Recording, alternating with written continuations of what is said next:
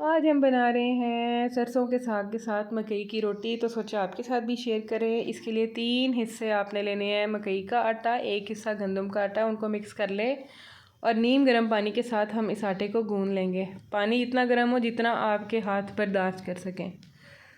اس کے بعد آپ اس کو گون دیں اور مکس کر لیں سارے کو۔ جتنا نرم آپ کا آٹا ہوگا اتنی ہی نرم روٹی پکے گی، اور جتنا سخت آٹا گوندیں گے روٹی بھی اتنی ہی سخت ہوگی۔ تو جتنا آپ کیری کر سکتے ہیں، یا کہہ لیں کہ جتنا آپ سنبھال سکتے ہیں اتنا نرم آٹا گوندیں تو آپ کی روٹی بہت نرم بنے گی۔ اب دیکھیں میں نے اس کو اس طرح سے اکٹھا کر لیا سارا۔ اب اس کو اس طرح سے اپنی ہتھیلیوں سے مسلنا ہے خوب اچھی طرح، تقریباً 5 منٹ جو ہے نا اس طرح سے ہم نے مسلنا ہے اس کو۔ اس سے جو ہے یہ بالکل جو ہے وہ کمبائن ہو جائے گا اچھے سے، بالکل ایک جیسا ہو جائے گا، سافٹ اور اسموتھ، اور ہماری روٹی بہت اچھی بنے گی۔ تھوڑا تھوڑا پانی لگاتے جائیں اور اس طرح ہتھیلیوں سے مسلتے جائیں جب تک کہ یہ بہت اچھا سا اسموتھ سا آٹا ہمارا مکس نہ ہو جائے۔ جب یہ ہو جائے اس طرح تو آپ اس کو اکٹھا کر کے تھوڑی دیر کور کر کے رکھ دیں۔ اتنی دیر ہم ساگ کا تڑکا بنا لیتے ہیں۔ ساگ بوائل کیا ہوا میں نے پہلے سے رکھا ہوا تھا، اس کا جس تڑکا بنانا ہے۔ تھوڑا سا دیسی گھی ڈالا، تقریباً 2-3 ٹیبل سپونز۔ اس کے بعد اس کے اندر ہم پیاز ڈالیں گے تھوڑی سی، بالکل وہ بھی 2 ٹیبل سپون ہوگی کٹی ہوئی، باریک کٹی ہوئی۔ اس کو ہم نے فرائی کرنا ہے۔ اور ساگ کا ہم جب تڑکا لگاتے ہیں تو جو ہماری پیاز اور لہسن ادرک ہوگا وہ بہت اچھے سے براؤن ہونا چاہیے، ریڈ بھی نہیں براؤن ہونا چاہیے صحیح والا، ورنہ اس کا کچا پن جو ہے نا وہ آتا ہے ساگ میں۔ جب پیاز ہو جائے براؤن تو پھر اس کے اندر جنجر گارلک پیسٹ ڈال دیں، تقریباً 1 کھانے کا چمچ۔ اس کو بھی اچھی طرح آپ فرائی کریں۔ چاہیں تو آپ چاپ بھی ڈال سکتے ہیں، لیکن میں نے پیسا ہوا ڈالا ہے، گرائنڈ کیا ہوا پیسٹ ڈالا ہے۔ اب 2 ہری مرچیں کاٹ کے وہ ڈالیں، اور 1 چٹکی بس ریڈ چلی پاؤڈر کی وہ بھی ڈال دیں۔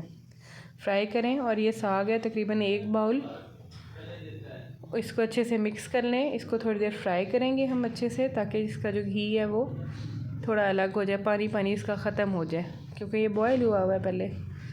یہ دیکھیں اس کو اس طرح سے تقریباً ہم نے 3-4 منٹ اچھے سے فرائی کرنا ہے۔ لیں جی، ساگ بھی ہمارا آلموسٹ ہو گیا ہے۔ اب ہم روٹی بیل لیتے ہیں، اور بہت آسان طریقہ ہے۔ لوگ کوئی پلاسٹک بیگ پہ کوئی کس طرح سے بناتے ہیں۔ ہم نے یہ خشکا لینا ہے، جو ہم روٹی پکانے کے لیے عام طور پہ خشکا یوز کرتے ہیں، خشک آٹا جس کو بولتے ہیں۔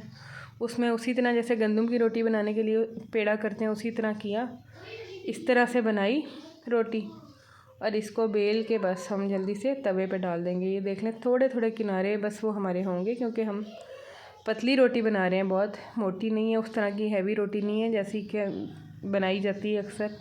یہ دیکھیں بالکل پتلی اور نرم روٹی ہے، کوئی اس کو ہاتھ سے وہ اس طرح سے کرنے کی ضرورت نہیں ہے جس طرح ٹریڈیشنل ہماری امی لوگ بناتے ہوتے ہیں مکئی کی روٹی میں۔ تو یہ زیادہ آسان طریقہ ہے کہ آپ اسی طرح بیل کے بس خشکا، پانی اگر لگا کے بنائیں گے تو وہ ٹوٹتی ہے بار بار، وہ سنبھالنی بڑی مشکل ہوتی ہے۔ اس طرح سے بہت آرام سے بن جاتی ہے۔ خشکا لگائیں اور بیلیں اور بس توے پہ، بس اس کو تھوڑا تھوڑا گھی لگا لیں، اور یہ ہماری روٹی تیار ہے۔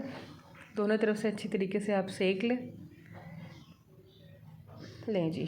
اب ہم اس کو انجوائے کرتے ہیں۔